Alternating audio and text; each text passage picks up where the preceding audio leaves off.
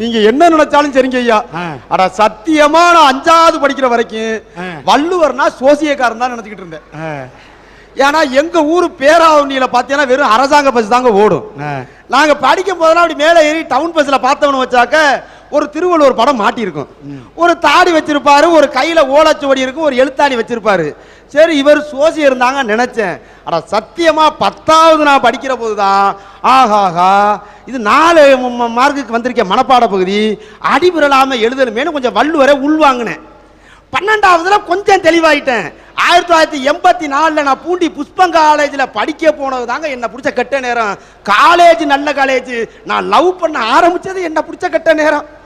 சரி 1.25 அடியில் உலகத்தையே அளந்த வள்ளுவர் ஒரு பொண்ணும் ஒரு ஆணும் எப்படி வாழணும்னு சொல்லியிருக்காருன்னு பார்த்தங்க.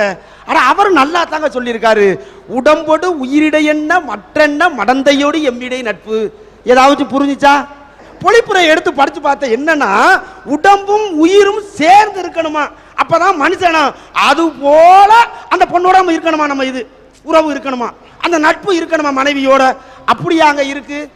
1ஆம் தேதி சம்பளம் வாங்கிட்டு வந்தா சிரிக்கிறா, 10ஆம் தேதி 5ஆம் தேதி ஏன் சொந்தம் சொல்லி எங்க அக்கா தங்கச்சி வந்தா முறைக்கிறா, மாச கடைசியானா குறைக்கிறா, முடிஞ்சா உதைக்கிறா.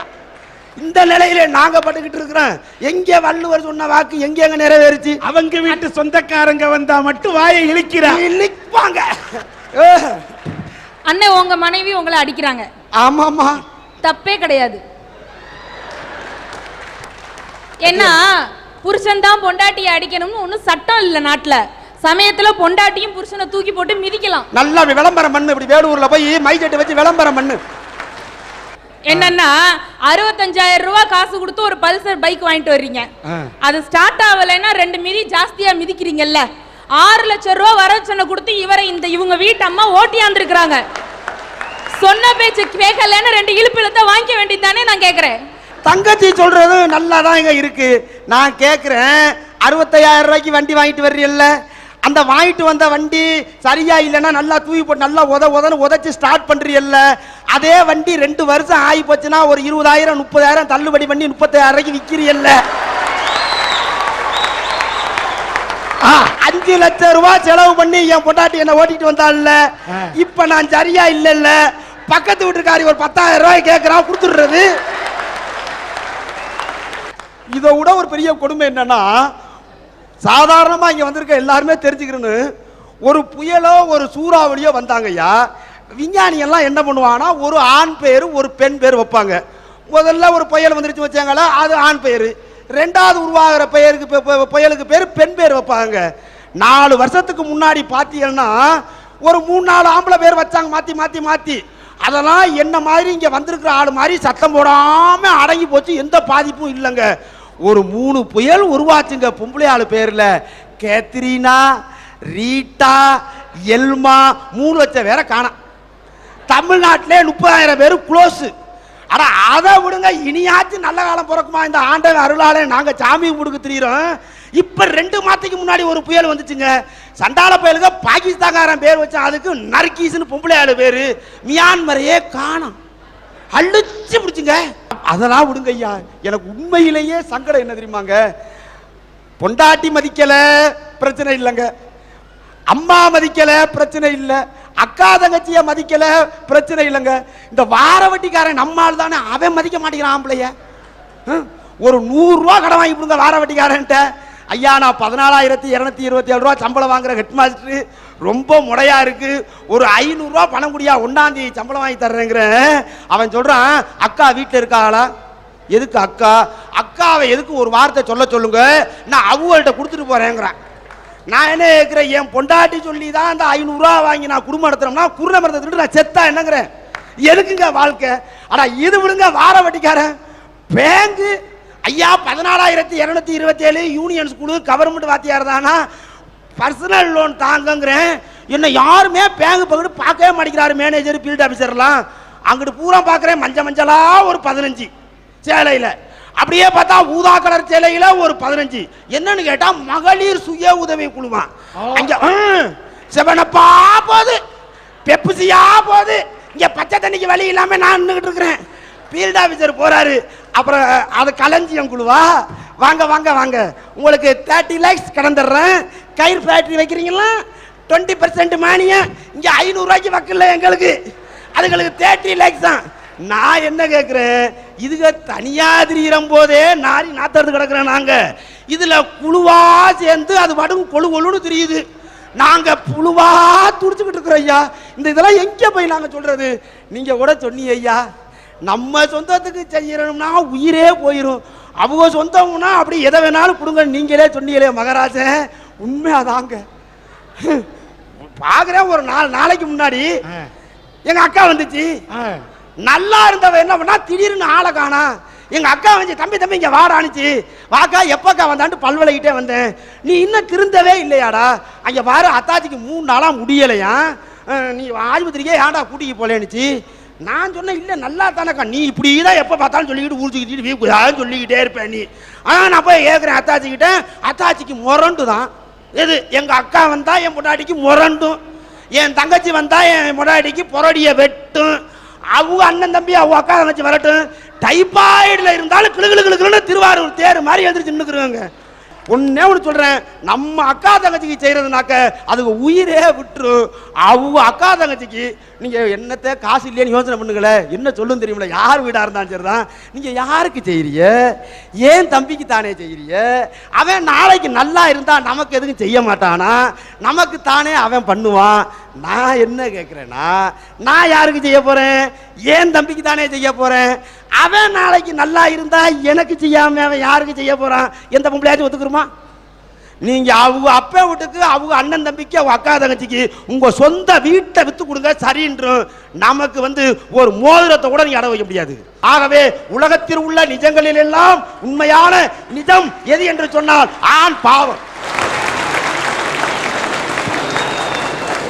வாடகை, கரண்ட் பில்லு, பாக்கெட் பால், புள்ள குட்டி, ஸ்கூல் ஃபீஸ், நல்லெண்ணெய், மண்ணெண்ணெய், ரவை, ரேஷன், பாமாயில், பச்சரிசி, கோதுமை, பத்தலை காசு கொஞ்சம் கூட பத்தலையே. அண்டா குண்டா அடகு வச்சோம், 5-10 வச்சோம், பத்தலை ஞான பழமே, ஏன் ஞான பழமே, நீ செவ்வாப்பேட்டை, ஏன் ஞான பழமே.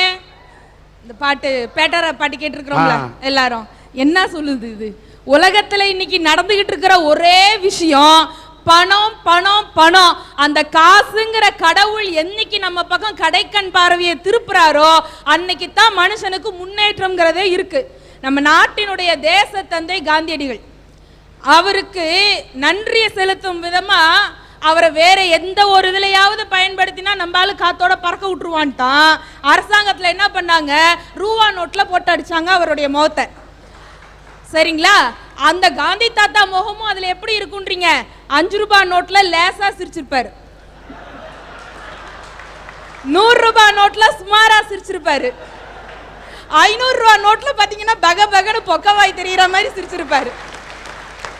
இனி எதிர்காலத்துல 5000 ரூபாய் நோட்டு அடிச்சிங்கன்னு வைங்க, மன்னிக்கணும் நீங்க இல்ல அடிச்சாங்கன்னு வைங்க, அதுல நல்லா ஆன சிரிச்சிருப்பாரு, உரண்டியே தெரியற மாதிரி. கருவறை முதல் கல்லறை வரை காசு இருந்தாதாங்க இன்னைக்கு மனுஷனோட வாழ்க்கையை நிர்ணயிக்க முடியும். இடையில கழிவறைக்கு போகணும்னா கூட இன்னைக்கு துட்டு இருந்தா தான் மனுஷன் நிம்மதியா அதுவும் முடிச்சுட்டு வர முடியுது. அது மாதிரி அரசாங்கம் என்னமோ இலவசமா அரசு மருத்துவமனைன்னு அழைச்சு இலவசமா பிரசவம் பார்த்தாரு கூட, அந்த அரசு மருத்துவமனையில கூட நாம பெத்த பிள்ளைங்களை நம்ம கண்ணுல காட்டணும்னா குறைஞ்சது 300 ரூபாய் 500 ரூபாய் கொடுத்தா தான் அங்க வேலையே நடக்குது.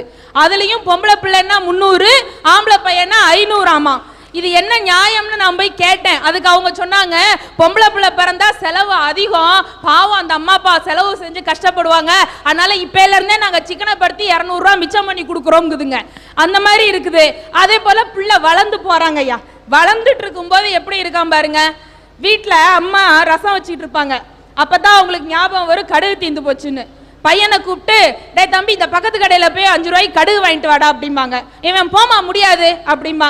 இல்லடா தம்பி 5 ரூபாய்க்கு கடுகு வாங்கிக்க, 50 பைசாக்கு உனக்கு முட்டாய் வாங்கிக்க அப்படின்னு சொல்லுவாங்க. இந்த பையெல்லாம் என்ன தெரியுமா, அவன் பின்னாடி 5 ரூபா கடுகுக்கு 50 பைசா கமிஷன் அடிக்கிறவன் எதிர்காலத்துல பெரிய கான்ட்ராக்டரா வர போறான்னு அர்த்தம். காசே அவனை வளர்க்குது பாருங்க. அடுத்து ஒருத்தன் இருப்பான், 50 ரூபா கையில காசை கொடுத்து 2-3 சாமான் வாங்கிட்டு வாடா அப்படின்னா அவன் என்ன பண்ணுவான் தெரியுமா, சாமான் வாங்கிட்டு வந்துருவான், 48 ரூபா பில்லா இருக்கும், 2 ரூபா மீதி சில்லறைய பத்தி வாயே திறக்காம கம்முன்னு அடிச்சுட்டு போயிட்டே இருப்பான். அவன் ஏன் தெரியுமாவா? எதிர்காலத்துல பெரிய பஸ் கண்டக்டரா வர போறான்னு அர்த்தம்.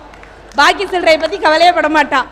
இன்னும் சில பசங்க இருக்காங்க ரொம்ப உத்தம புத்திரன், மாசம் கடைசியில 1000 2000ன்னு கையில காசு கொடுத்து போய் இபி பில்லு டெலிபோன் பில்லு கட்டிட்டு வாடா தம்பி அப்படின்னா பயப்புள்ள போறவே 4-5 நாளைக்கு திரும்பி வரவே மாட்டான். இவன்லாம் எதிர்காலத்துல பெரிய ஃபைனான்ஸ் கம்பெனி அதிபராக போறான்னு அர்த்தம். அது மாதிரி காசு தான் குழந்தைங்களை வளர்க்கவே செய்யுதுங்க. காசின் மதிப்பை அறியா மனிதன் உலகில் செல்லா காசுங்க. கடவுளையே காட்டி கொடுப்பதற்கு யூதாஸ் என்கின்ற மனிதன் காசு வாங்கி கொண்டு அந்த பாவத்தை செய்தான். இந்த கலியுகத்திலே காசுதான் கடவுளாக நம் கண் முன்னே இருக்கிறது. இதுதான் நிதர்சனங்கய்யா. ஐயா உங்களுக்கு தெரியாது இல்ல, ஒரு காலத்துல நம்ம மூதாதையர்கள்லாம் நாடுகள்ல குடியேறும் பொழுது ஒரு இடம் விட்டு மறு இடம் போகும்போது யாரும் வீட்டு மன பட்டாலாம் போடலிங்க. அவங்கவுங்களுக்கு விருப்பப்பட்ட இடத்துல முடிஞ்சா குடிசை வீடு இல்ல குச்சி வீடு மச்சு வீடு கட்டிட்டு இருந்தாங்க. ஆனா இன்னைக்கு நிலைமை எப்படி இருக்குது? அவன் வீடு கொடுத்த ஹவுஸ் ஓனரையே போட்டு தள்ளிட்டு இருக்கிறான். ஏன்னா எங்க ஊர்ல அப்படித்தான் ஒண்ணு நடந்துச்சு. வாடகைக்கு வீடு கொடுத்தாரு ஒருத்தர், குடியிருக்க வந்தவன் ஹவுஸ் ஓனரையே கொலை பண்ணிட்டான். கேஸ் கோர்ட்டுக்கு போச்சு. வக்கீல் கேட்டாரு, ஏன்டா அவரை கொலை பண்ண அப்படின்னு. இல்ல சார், அந்த ஆள் சாவுக்கு அவர் தான் காரணம், நான் கிடையாது அப்படின்னா. ஜட்ஜு பதறி போனாரு, இவ்வளவு சாட்சி இருக்கு எப்படா இல்லன்னு சொன்ன அப்படின்னு. அதுக்கு அந்த ஆள் சொல்றான் பாருங்க, கூண்டுக்குள்ள நின்று சிரிச்சுக்கிட்டே, அந்த ஆளு தான் தினம் 3 மாசமா வீட்டு வாசல்ல வந்து நின்று என்னைய காலி பண்ணு காலி பண்ணுன்னு கேட்டான். பாவம் பெரிய மனுஷன் கேட்கிறாரு, காலி பண்ணிட்டேன் அப்படின்னா. அப்படி மனிதனாக மனிதனை வாழ வைக்கணும்னு சொன்னா அதுக்கு காசு இருந்தா தான் முடியும். காசு இருக்கிற மனுஷனுக்கு எவ்வளவு மரியாதை இருக்குன்னு நம்ம நிறைய பார்த்துக்கிட்டு இருக்கிறோம். திருப்பதிக்கு இப்ப 2 நாளைக்கு முன்னாடி பெரிய கோடீஸ்வரர் அம்பானி வந்தாரு. அம்பானி வந்த வேலையில என்ன பண்ணாரு, நம்மெல்லாம் 1.25 ரூபாய மஞ்சள் துணியில 1.5 வருஷமா முடிஞ்சு வச்சு கொண்டு போய் திருப்பதியானுக்கு போடுவோம். அவர் வந்த வேகத்துல 1.25 கோடி ரூபாய உண்டியல்ல காணிக்கையா போட்டார். சாமி காத்திருந்து தரிசனம் கொடுத்தாரு அம்பானிக்கு. வெளியில வந்தோன்னா கோயில்ல நிர்வாகத்தினர்லாம் கேட்டாங்க, நாங்க இங்க ஒரு திட்டம் போட போறோம், அதுக்கு 500 கோடி ரூபாய் எஸ்டிமேட் போட்டிருக்கோம் அப்படின்னு. அம்பானி உடனே சொன்னாரு, அதுல 250 கோடி ரூபாயை நானே தரேன்னு ஒரே செக்கா சைன் பண்ணி கொடுத்துட்டாரு. இந்த சமுதாயத்தில் இருக்கக்கூடிய இன்றைய நிலைமையிலே காசு மட்டும்தான் கடவுள் சொன்னாரு. டேய் தம்பி, நாளைக்கு உனக்கு பொண்ணு பார்க்க போறோம்டான்னாரு. அடா சத்தியமா ராத்திரி பூரா தூக்கமே இல்லை. அன்னைக்கு நம்ம காலத்து நடிகை பூரா யாரு, ஊர்வசி குசுப்பு நக்குமா, இது பூரா கடவுளை வந்துகிட்டு இருக்கு. இப்ப அசிலாம் வருது, வெளியே சொல்ல முடியாது. இப்ப உள்ளதுக்கு வருது, அப்ப வந்துச்சு. இப்படியே காலையில கிளம்பி பொண்ணு வீட்டுக்கு போனாங்க. பள்ளிக்கூடத்துல தலைமை ஆசிரியர் அதான் வெளியே சொல்ல முடியல. ஆசிரியர் குற்றத்தை நீக்கிறவர். அப்புறம் இங்கதான குற்றத்தை எல்லாம் சரி பண்ணணும். இந்த ஊர்ல வந்து காலைல அப்படியே பொண்ணு வீட்டை போய் இறங்கணுங்க ஐயா. போய் உட்காந்த நான், என் தம்பி, எங்க அம்மா அப்பா, எங்க மாமே மச்சான், எங்க அத்தையெல்லாம் உட்காந்துருந்தாங்க. என் பொண்டாட்டி அப்படியே தட்டுல டீயை கொண்டுகிட்டு வந்தாங்க. அப்படி குடிஞ்சே தரலாம் நிமிரலங்க. அன்னைக்கு தாவ குடிஞ்சிருந்தா, இப்ப பூரா அவ நிமிர்ந்து நிக்கிறான், நான் அப்படியே திரியிறேன். அது வேற. இப்படியே டீ எப்படி கொண்டு வந்தாங்க ஐயா ட்ரெயில. இப்படியே கட கட கட கட கடன்னு ஆட்டிக்கிட்டு இப்படியே வந்தா. எப்படி தெரியுமா இருந்துச்சு, இந்த தேர்தலுக்கு முன்னாடி எம்எல்ஏ தேர்தலில் ஓடு கட்டு வருவாங்கல்ல, அந்த மாதிரி கட கட கட கடன்னு வந்தாங்க. இப்ப கல்யாணம் ஆயிடுச்சு, ஜெயிச்சு வந்த மந்திரி மாதிரி பண்றான். அவ அங்கே இருந்து கொண்டாந்து டீயை கொடுத்தாளா. நான் இப்படி அரைவரை வெக்கத்தோடு அப்படி குடிச்ச உடனே அப்படி உள்ள போனாங்க. போய் அப்படி சன்னல் ஓரத்துல அப்படி என்ன பார்த்தாங்க. அப்படி பார்த்த பார்வை இருக்குல்லங்க, அட சத்தியமா தென்றல் அடிச்ச மாதிரி இருந்துச்சுங்க. இப்பவும் தான் பார்க்குறா, புயல் அடிக்கிற மாதிரி இருக்கு. அப்படியே போயிட்டு வரோம்னு சொல்லிவிட்டு போகணும் சொல்லணுமா இல்லையா, ஒரு நடைமுறை இருக்கா இல்லையா. அப்புறம் நான் போயிட்டு வரோம் இப்படி எல்லாத்தையும் சொல்லிவிட்டு இப்படி பார்க்குறேன், எங்க நம்ம ஆளை காணாமேனு. அப்படி சன்னல் ஓரத்தில் ஒளிஞ்சுக்கு நின்னா. அப்படி அங்கே இருந்து ஒரு சிரிப்பு சிரிச்சா இல்லைங்க, அப்படியே முத்து உதுந்த மாதிரி இருந்துச்சுங்க. இப்பவும் சிரிக்கிறா, இடி இடிக்கிற மாதிரி இருக்குங்க. அந்த நிலையில் நாங்கள் உட்காந்துக்கிட்டு இருக்கிறோம். 9/9/1990 ஆவணி மாதம் 24ஆம் தேதி ஞாயிற்றுக்கிழமை காலையில் 10:30 மணிக்கு 3000 பத்திரிக்கை அடித்து 182 கிலோ கறி போட்டு எல்லாரையும் வர சொல்லி எல்லாரும் முன்னாடியிலையும் என் தலையில் மண்ணளி போட்டுக்கிட்ட வேணாம், எனக்கு தானே தெரியும். அந்த அடிப்படையில் சொல்றாங்க, உண்மையில சொல்றாங்க. கல்யாணம் பண்ண யாருக்குமே அது ஆணா இருந்தாலும் சரி பெண்ணா இருந்தாலும் சரிங்க, 3 மாதத்துக்கு ஒண்ணுமே தெரியாதுங்க. அப்படியே நடக்கிற மாதிரி இருக்கும், நின்றுகிட்டு இருப்பான். தூங்குற மாதிரி படுத்து கிடப்பா, தூக்கமே வராதுங்க. அன்னைக்கு ஒருத்தர் பார்க்குறேன், வேலூர் பஸ் ஸ்டாண்டில் ஹீரோ ஹோண்டா ஸ்ப்ளெண்டர் ப்ளஸ் புதுசாக கல்யாணம் பண்ணவன் வண்டியை போட்டு ஸ்டார்ட் பண்ணுறான், ஸ்டார்ட்டே ஆகலை, உதன்னு உதச்சிக்கிட்டு இருக்கிறாங்க. கிட்ட போய் பார்க்குறேன், சாவியே போடலை. ஏன்னா புது புராட்டி பக்கத்தில் இருக்கு. ஒண்ணுமே தெரியாத நேரத்தில் எனக்கு இதே மாதிரி தாங்க, எனக்கு ஃபர்ஸ்ட் நைட் நடந்துச்சுங்க. எவ்வளவு மகிழ்ச்சியான ஒரு ஆனந்தமான நாளுங்க. அப்படியே ஃபர்ஸ்ட் நைட்டுக்கு உள்ள போனேன்.